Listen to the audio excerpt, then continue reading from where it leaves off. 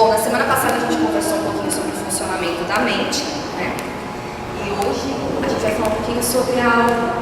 A gente já viu na Bíblia que toda vez que a Bíblia fala sobre alma, ela está falando sobre a mente, né?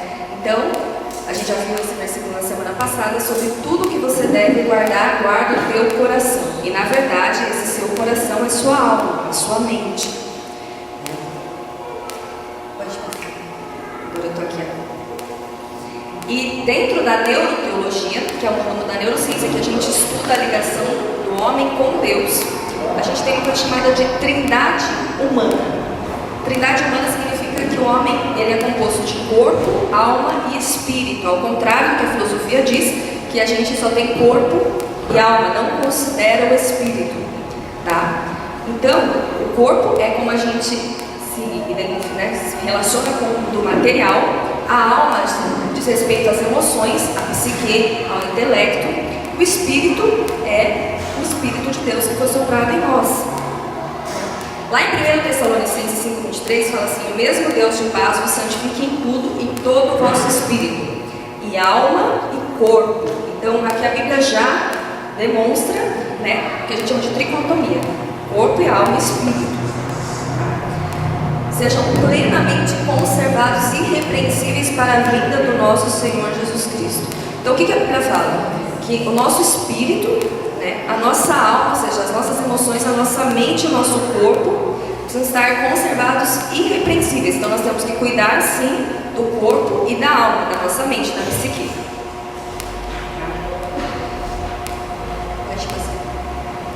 Falando nisso, como a gente falou, o corpo físico é o meio pelo qual o homem ele entra em contato com o mundo material. A alma é que fornece para o homem o intelecto, né, que faz a gente entender o mundo, são as emoções, dentro da psicologia que a gente chama da construção do eu, né, que engloba a personalidade, o superego, né, e as faculdades mentais do homem. E o espírito é o que intermedia a comunicação entre Deus e o homem, é o que permite a nossa consciência sobre Deus. Lá em Hebreus 4,12 fala assim: porque a palavra de Deus é viva e eficaz, e mais penetrante do que espada, alguma de 2 gumes, penetra até a divisão da alma, do espírito e juntas e medulas. Juntas e medulas é a parte motora, é a parte que ele se refere ao corpo, tá? E é apta para discernir os pensamentos e intenções do coração. Então é a palavra de Deus que faz a gente discernir as intenções do nosso coração, da nossa alma, né? O Jordan Peterson é um psiquiatra, um cientista da religião, e ele fala assim que o bem e o mal, a linha entre o bem e o mal, ela passa justamente pela alma humana, né? Então é a nossa alma que decide se nós vamos dar voz ao espírito ou não.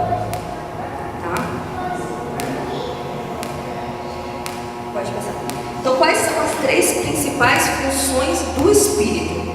É a consciência do discernimento entre o certo e o errado, intuição, sensibilidade espiritual e comunhão que leva à adoração e o culto a Deus. Então, quando a gente fala assim, essa pessoa não tem o Espírito Santo ou não compreende o Espírito, não compreende mesmo, é a alma que fala, que controla, é a mente que controla. A alma, reflexa isso, em hebraico, psique, em grego, tá? Ela é sede da mente, intelecto, pensamento, razão, como a gente já falou, da vontade, dos ideais e das emoções, dos afetos, dos sentidos, prazer, desprazer, felicidade, gosto. Pode passar. Então, o que você vai perceber? Deus habita o espírito, o seu eu habita a sua alma, e os sentidos habitam o corpo físico. Os sentidos que a gente fala são 5 sentidos: toque, audição, a visão, que é por onde a gente percebe o mundo, tá? Então, o espírito ele não atua diretamente sobre o corpo físico. A alma que faz essa intermediação. É como a gente falou, é a nossa alma que permite ou não o controle do espírito. Por isso que Paulo fala assim, o homem natural não compreende as coisas do Espírito, porque lhe parece loucura e não pode entendê-las, porque elas se discernem espiritualmente. Mas o que é espiritual discerne bem tudo e de ninguém é discernido, porque Porque quem conheceu a mente do Senhor para que possa instruí-lo? Mas nós temos a mente de Cristo. Então o que Paulo está falando aqui? Que a nossa alma, até que a gente tenha um encontro com Deus, é que governa a nossa vida. São os nossos desejos, o nosso eu. A partir do momento que a gente tem um encontro com Deus, o Espírito passa a controlar as nossas decisões, passa a controlar a nossa vida. Por isso que quando nós temos um encontro com Deus, nós recebemos a mente de Cristo. Na verdade, nós recebemos a capacidade, de enxergar, de viver, de lidar as coisas como Cristo fazia, como Cristo lidava.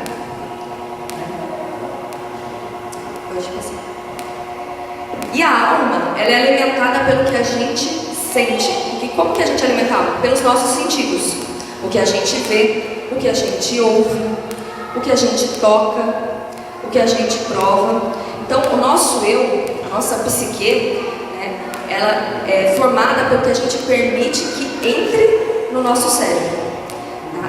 Quando a gente tem consciência das nossas escolhas e por tudo que a gente já viveu ao longo da vida. Por que tem essa diferença? Porque quando você é criança, eu não vou entrar nos termos técnicos, mas a psicanálise ela divide os estágios de desenvolvimento. Então uma criança, até os 2 anos, ela tem a referência da mãe, da família. Até os 7 também. Então nessa época, nessa situação, não é ela que escolhe o que ela coloca na alma dela, a formação da alma dela. São os pais. É a família. Então os pais formam a alma dos filhos, formam a psique dos filhos. Então a responsabilidade é da família, é do que a criança convive, não só o que ela assiste, mas o comportamento que ela tem e que ela enxerga dentro de casa. A Bíblia fala lá em Mateus que a candeia do corpo são os olhos, de sorte que se os teus olhos forem bons, todo o seu corpo terá luz. Porém, se os seus olhos forem maus, o teu corpo será tenebroso. Se, portanto, a luz que em ti há são trevas, quão grandes serão tais trevas? Aqui, Jesus está falando não só dos olhos, mas dos sentidos. Aquilo que você permite que entre na sua vida. Então, como você tem alimentado a sua alma? Pode passar. Aí aqui a gente tem um exemplo de Davi. E aconteceu que numa tarde, Davi se levantou do seu leito e andava passeando no terraço da casa real. E viu no terraço a mulher que estava se lavando. E era esta mulher muito formosa à vista. Davi começou pecando? Não. Davi começou vendo. Davi conhecia Deus. Então, o fato de você conhecer a Deus, de você ter uma vida com Deus, não significa que você está imune àquilo que você convive. Então, aquilo que você assiste, aquilo que você vê, as rodas que você se assenta, os lugares que você frequenta, você vai perceber que tudo isso influencia o seu comportamento. Tá? Aquilo que você alimenta a sua alma é aquilo que vai controlar o seu corpo, vai controlar a sua vida e vai dar voz ou vai obedecer o seu espírito. Você decide se você vai dar direção ao Espírito Santo ou não. É a sua vida no dia a dia. Eu oro, tudo bem, você pode orar, mas se você estiver em lugares errados, se você estiver vendo coisas erradas, se você gastar todo o resto do seu tempo fazendo coisas que não agradam a Deus, que não alimentam a sua alma, você vai cair do mesmo jeito. Porque é isso que a sua mente vai ter de comportamento. Ela vai estar mais forte. Por que a gente jejua? O Ju já falou isso várias vezes, né? Por que você jejua? Para conseguir alguma coisa? Não. Para matar, e agora a ciência fala, para você sacrificar os seus desejos. Porque quando você consegue controlar o seu corpo, você consegue controlar as suas ações. Glória a Deus. Quando você consegue controlar os seus desejos, porque quando você jejua não só a parte física, não só o alimento, mas a vontade. O desejo de querer alguma coisa, de comer alguma coisa. Se você consegue controlar a sua vontade, você é apto a controlar a sua vida. Existe um livro chamado Educação da Vontade, da filosofia, que mostra que se a gente consegue controlar a nossa vontade, a gente consegue parar de ser escravo dos nossos desejos. Glória a Deus. Que na verdade é o que a Bíblia fala, né? Quando Jesus fala assim que nós temos que guardar o nosso coração, é justamente isso. É entregar o seu coração à vontade de Deus para que você não seja controlado por isso. Porque se você for controlado por isso, o Espírito não tem espaço para agir. Amém? Eu falei para vocês, não vos enganeis, as más conversações corrompem os bons costumes. E aqui eu quero fazer um adendo. Aqui eu até coloquei uma coisa que a gente chama de prova social e efeito manada. O que é isso? A prova social e o efeito manada são heurísticas, são atalhos mentais que a gente tem, que são muitas vezes utilizados em campanhas, como a gente conversou na semana passada, para direcionar comportamentos. Mas na verdade isso é uma coisa que a ciência já descobriu, que você, né, o ser humano, ele tem necessidade de ser social. Então, por essa necessidade, é normal que você espelhe os comportamentos das pessoas para tomar decisões, inclusive as decisões importantes. Então, cuidado com quem você se assenta, cuidado com quem você conversa, né? Você pede conselhos, cuidado com a roda de amigos. E muito importante, a gente até estava discutindo isso um tempo atrás, né? Quando ajudar alguém, existe um limite. Ajudar e se associar com essa pessoa. Ajudar é uma coisa, se associar é outra. Quando você se associa com pessoas que não são da luz, a probabilidade de você também cair nas trevas é grande. Então, cuidado, né? A gente precisa ter esse discernimento. A gente não vai ajudar? Não, a gente vai ajudar, mas você precisa ter esse discernimento, né? Jesus ajudava todo mundo, Jesus palavra amava a todos, mas ele andava com 12. Cuidado com quem você anda. E cuidado com quem você deixa os seus filhos andar, principalmente com quem eles têm se associado. Amém? E aqui a gente, o próximo, né, que já falou sobre as emoções, eu dividi para a gente ter uma linha de raciocínio. Vocês vão perceber que a necessidade de aceitação.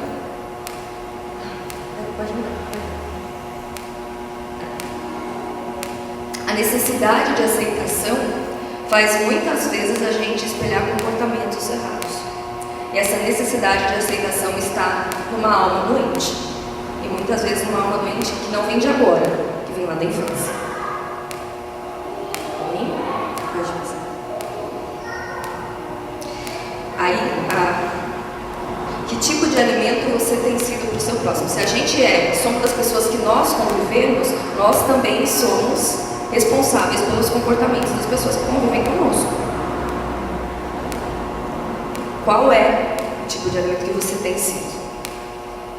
Você tem incitado o outro a alimentar a alma dele ou o espírito? Isso é uma reflexão como a igreja a gente precisa fazer.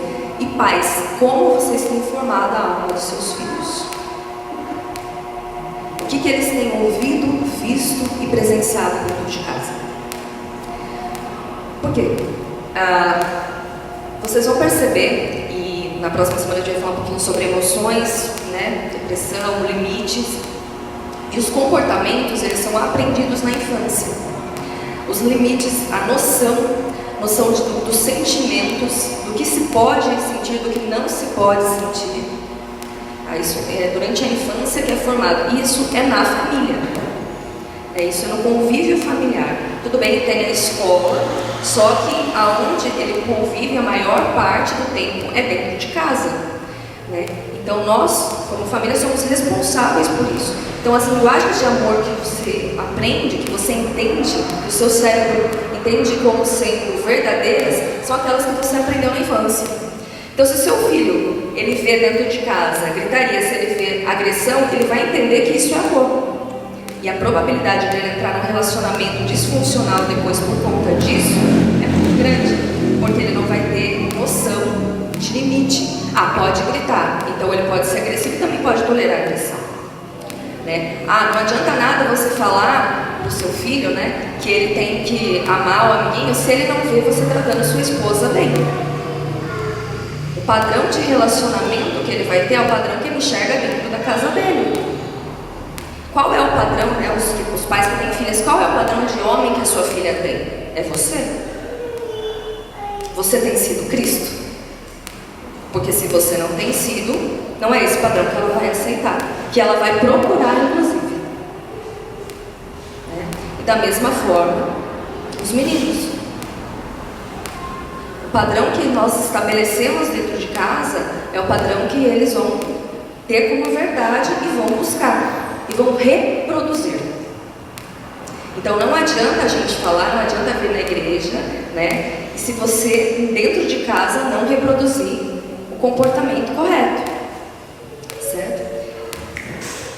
Outra coisa, para quem, né, tem mais de um filho ou em outras situações, quem trabalha dentro de empresa, que eu acho que isso é importante quando a gente fala de comportamento. Equidade é diferente de igualdade. Por que equidade é diferente de igualdade? Igualdade é tratar todos da mesma forma. Equidade é tratar as pessoas de forma diferente, levando em consideração o que elas precisam. Então, o que acontece? Ainda falando de formação familiar, e a gente vai bater bastante nessa tecla, porque muitos dos problemas das doenças mentais que nós temos são formadas em razão de algumas coisas que ocorreram na infância e que muitas vezes a gente não se recorda. Por isso que é importante que a gente converse sobre isso para a gente poder dar continuidade a isso. Tratar os filhos iguais não significa que você está fazendo o que é certo. Tratar eles como eles devem ser tratados para que atinjam o potencial que eles têm é o que Deus espera. Jesus não tratava todos iguais. Jesus tratava as pessoas como elas deveriam ser tratadas para que alcançassem o propósito que Ele tinha para elas. Então a gente precisa entender isso. Aqui eu coloquei uma coisa chamada de calculadora da dominância. Calculadora da dominância é um experimento que foi feito, e é só a título de curiosidade, para você entender que o seu cérebro avalia como você é tratado por outras pessoas, e a partir disso ele fornece uma determinação do seu valor. Então, se você é julgado pelos seus iguais como de pouca importância, o seu cérebro restringe a disponibilidade de serotonina. Então, mais uma vez falando sobre formação familiar, né? Então não adianta a gente falar, né, sobre Deus, amar sobre Deus e não expressar Deus. O seu filho precisa enxergar isso. E as pessoas à sua volta também precisam enxergar isso. Por quê? Porque o nosso cérebro entende esse tratamento. Por isso que quando a criança sofre bullying, quando ela sofre algum abuso, é tão difícil, mesmo depois que o evento passa, que ela se livre dos traumas que aconteceram. Porque o cérebro dela associou, se eu sou tratada assim, significa que é essa importância que eu tenho. E ele restringe isso na serotonina. Todo o estágio depressivo, né, toda síndrome do pânico, ela tem um efeito químico no cérebro. Por isso que muitas vezes a gente utiliza o remédio.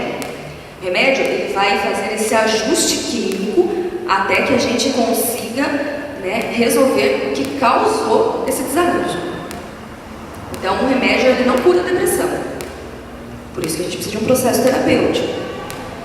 Mas a importância disso é, principalmente fala a formação dentro de casa, a formação na família, como você trata as pessoas, é porque está muito ligado, né, a como o seu cérebro enxerga que ele é tratado, como você é tratado e como ele vai desenvolver isso.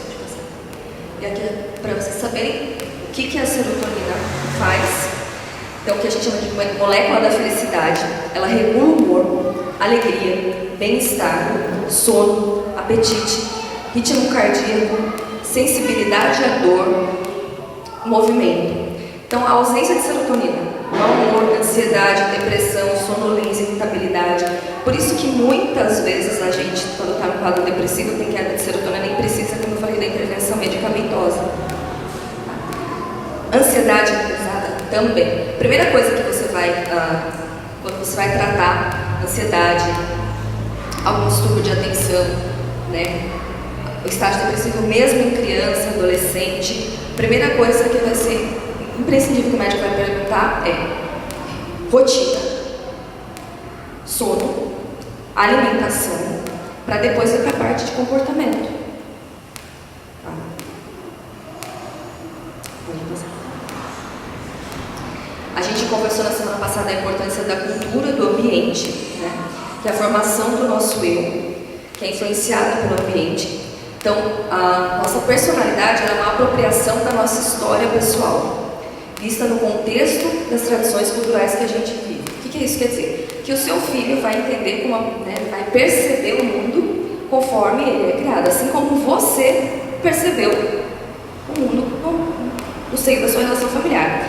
Então, a gente está falando dos filhos, mas isso serve para nós também. Então, lá na infância, quando você foi criado, a sua percepção de mundo, de certo, de errado, de amor, de relacionamento, é o que você via dentro da sua casa.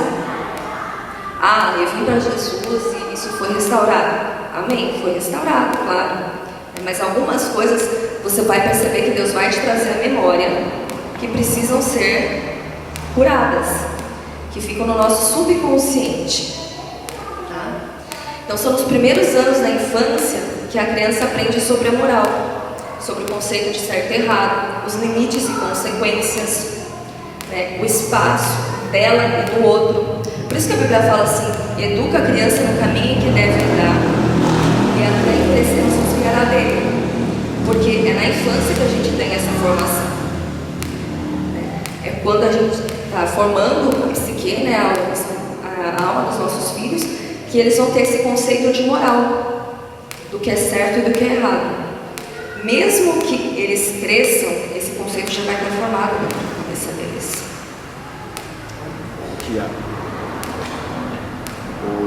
O povo judeu trata isso até os 6 anos de idade, por exemplo.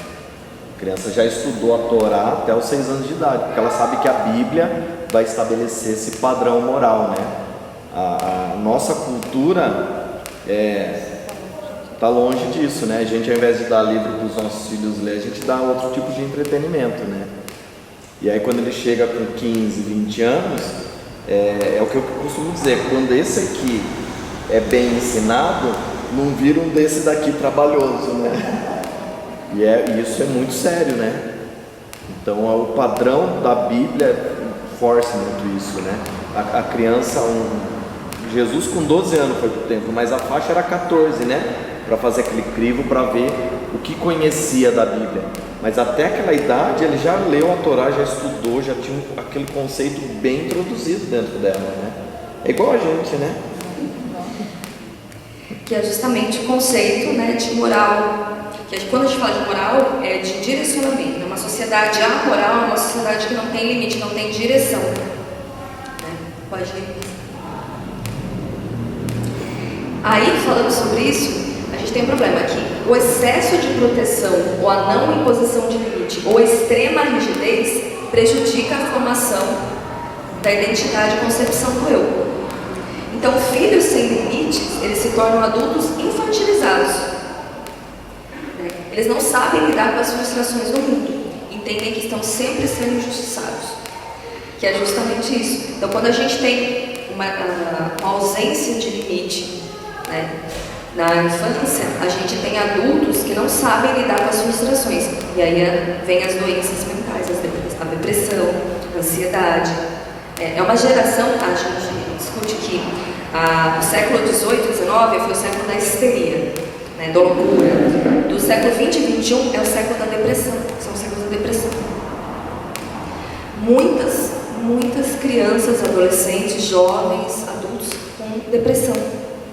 Por quê? Por ausência de limite ou por excesso de limite. Quando a gente for falar sobre emoções, você vai perceber que muitas, inclusive dos pecados, a gente vai entrar um pouquinho nessa área espiritual, muitos dos pecados que nós, e das emoções que geram isso, são baseadas no medo. Ira. Se alguém você sempre tem que gritar, pode reparar, na sua infância você foi silenciado? Porque existe uma diferença entre você ensinar o seu filho e diferença entre desrespeitá-lo. Quando uma criança é silenciada, ela vai entender que ela sempre, quando adulta, ela vai entender que ela sempre tem que gritar para ser ouvida, porque ela nunca foi ouvida. E ser ouvida não significa ser obedecida. É diferente. Então, o excesso de limite, o excesso de rigor é prejudicial também. O desequilíbrio gera o mesmo problema. Gera o mesmo problema. De um lado, ou a gente vai ter adultos infantilizados, a gente vai ter adultos que não sabem lidar com a vida, né, que vão sempre achar que estão errados, que o mundo está errado. E aí você vê uma geração que tem dificuldade de lidar com Deus. Porque se ele não tem limite dentro de casa, como que ele vai entender que Deus é um pai amoroso e tem limite? Não vai servir. Porque a primeira representação de Deus que ele vai ter são os pais. Por isso que a gente vê uma geração de muito ateu, que não acredita em Deus, ou do evangelho, que a gente chama de evangelho Nutella, né? Ai, Deus é amor, você pode tudo, Deus te ama. Por quê? Porque se não tem limite dentro de casa, ele não vai aceitar um Deus que limita, mesmo que seja para corrigir. Não faz sentido. Entendeu? Então, aí a gente tem vocês querem que seus filhos sejam seguros ou sejam fortes? E tem uma diferença. É claro que o mundo é perigoso, e o mundo sempre foi perigoso. A gente já falou, né, na semana passada, não há nada de novo debaixo dos céus. Então, tudo que nós estamos vivendo já aconteceu pior. Para você, né, a gente ter uma noção, para Deus chegar ao nível de destruir a terra no dilúvio, o grau de iniquidade que existia. Então, e mesmo assim, né, a ordem de Deus foi para que a gente constituísse família e continuasse. Então, o perigo ele vai continuar existindo. Agora, existe uma diferença em como nós vamos criar os nossos filhos e como nós somos criados. Porque e a gente serve também para analisar a nossa vida. Você tem medo de tudo? Você tem. Então, alguma coisa precisa ser consertada. E Deus vai mostrar. Nunca pensei sobre isso. Talvez nunca pensou sobre isso até agora. Mas eu oro e vou continuar orando durante essa semana para que Deus traga a sua memória. Para que Deus traga e cure. Porque muitas vezes a gente não se lembra por defesa da nossa psique. O nosso subconsciente, ele guarda, mas guardar não significa resolver. Existem muitas ações que nós temos, né? Muitas coisas que nós vivemos e baseadas em situações que nós passamos lá atrás e que a gente precisa resolver e que Deus vai trazer à tona. Amém? E falando para vocês sobre a segurança a diferença entre ser seguro e ser forte, eu vi isso em uma história que eu achei muito interessante, que é uma história verdadeira. Tem uma médica que ela é especialista em cuidados paliativos. Ela já escreveu vários livros sobre a morte, sobre como a gente precisa conversar sobre a morte, né, e tudo mais. E ela conta a história de um paciente dela, de um senhor, que ela estava ausente durante uma semana. Ela falou assim: olha, pode ligar para o meu colega, que eu estava de férias essa semana, mas você pode conversar com ele, se o senhor não passar bem. Ele falou: tudo bem. E aí ela passou uma semana, ela foi visitá-lo, ele falou assim: não passei bem, mas eu não quis ligar para o seu colega. Ela falou: por que não? Eu disse: olha, porque eu até estaria seguro, mas não me sentiria salvo. O que isso quer dizer?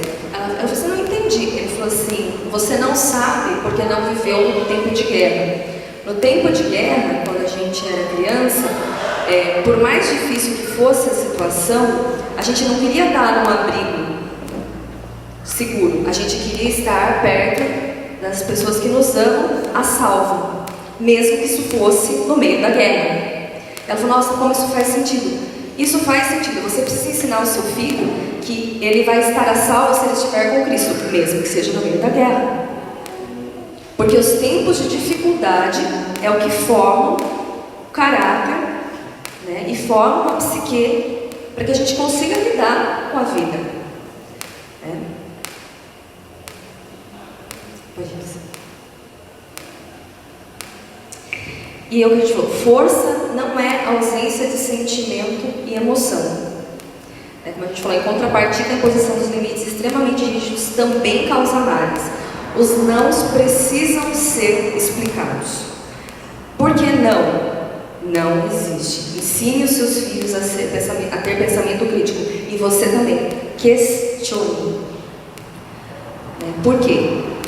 Porque a gente precisa ensiná-los, né? A gente precisa ensiná-los. Nós somos ensinados, né? Pelo menos eu fui uma criança muito questionadora. Vou deixar mentir. Para que eles não aceitem tudo. Para que eles saibam que eles querem. Né? Ensine os seus filhos a falar sobre sentimento, a chorar e não sentir vergonha disso. E você também, você fala sobre sentimentos com seus filhos? Você fala sobre os seus sentimentos? Você fala assim, olha, Deus, não estou me sentindo bem. Não é pecado. Os sentimentos não são pecado.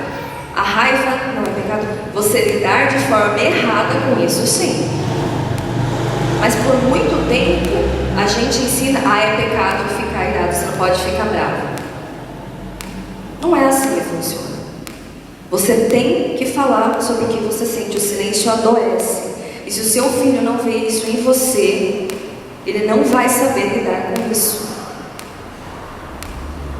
E aí falando para nós, se nós não sabemos lidar com os sentimentos, com o que a gente sente, Deus não tem como trabalhar.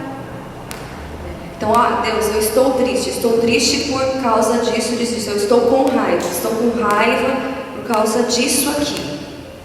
Olha, Deus, me senti frustrado, me senti traída. Seja sincero com Deus. Deixe Deus tratar disso.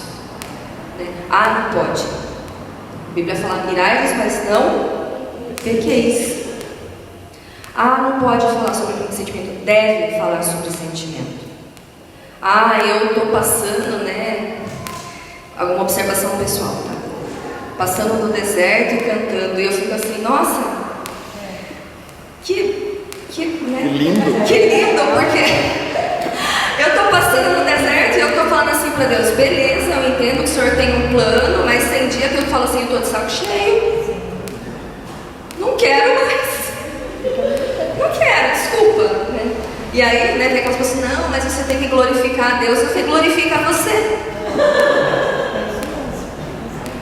Mas a gente tem que entender que Deus conhece as nossas emoções. A gente não pode usar máscara. E a gente não pode ensinar isso dentro da igreja. Você tem que ser santo. Pode falar.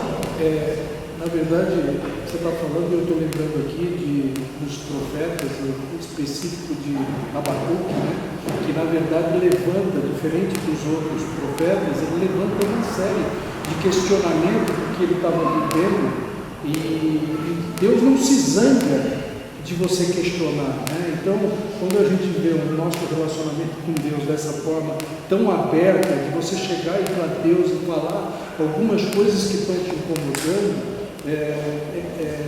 quando a gente tenta transferir isso para a realidade da nossa vida, de fato a gente tem muita dificuldade.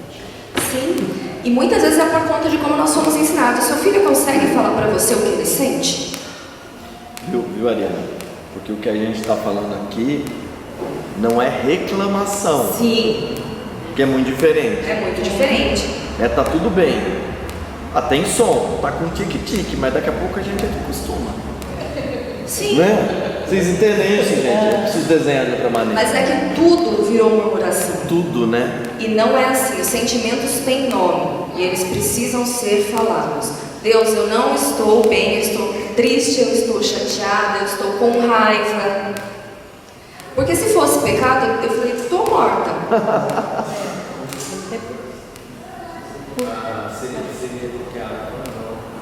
Seria assim, por exemplo, reclamação é eu estar com uma pessoa e estar falando da vida minha, Eu tenho casa, eu estou comendo, não é um filé mignon, mas eu não ouvi, mas eu estou comendo,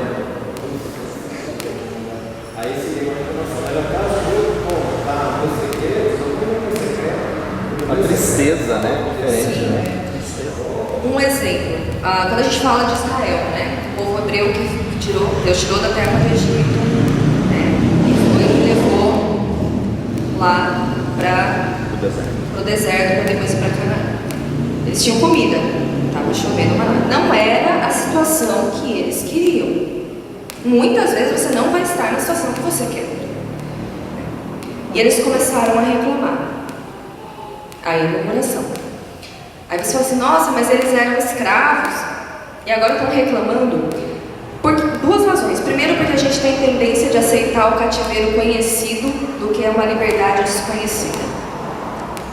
É mais fácil ficar numa prisão que você já conhece, até porque o seu cérebro chama isso de status quo. Seu cérebro tem uma tendência de viver um padrão, do que você sair para uma coisa que você não conhece e que você não tem o controle, porque você tem necessidade de controle. Então, quando Deus tira o povo do Egito, ele fala assim, olha, vocês vão caminhar, mas vocês não vão saber o dia de amanhã. E aí se desesperam. Aí você fala assim, nossa, mas estavam apanhando, estavam sofrendo. Mas se você parar para pensar na sua vida, muitas vezes você estava em um cativeiro, não era o que você queria, você estava sofrendo e no meio do caminho para Canaã você também reclamou. Por quê? Porque você desconhecia. Ai, mas é muito sofrido, Deus. Ai, mas é muito difícil. Eu falo porque eu já vivi isso. Aí Deus falou assim, mas estava bom antes? Não estava. Mas a resposta correta é, mas seria melhor se o Senhor fizesse do meu jeito. Aí a sua alma fala. Né? Seria ótimo, eu tinha um plano, né? Eu tinha feito vários planos e agora eu falei para Deus, eu não faço mais nada para o Senhor, não segue. Ainda bem. Ainda bem, mas, né? Deus, peraí, né? Como assim? A gente tinha combinado, Tinha né? um projeto. Tinha um projeto aqui, Deus falou assim, você combinou sozinha, querida? Escapou. Pô, como assim, Deus?